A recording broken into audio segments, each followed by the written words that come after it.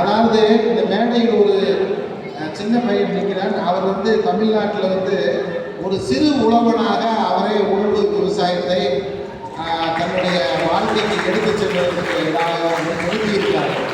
அவர்களை போன்றவர்களை ஊக்குவிக்க வேண்டிய எதிர்காலம் ஒரு நல்ல விவசாயத்தில் தான் எதிர்காலம், எல்லாருடைய எதிர்காலம் இருக்கிறது.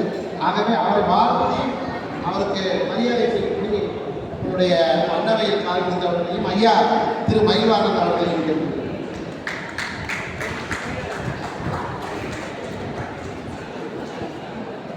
திரு பா பவன் சிறுகுலவன் தமிழ் ஆர்வலர் தர்மபுரி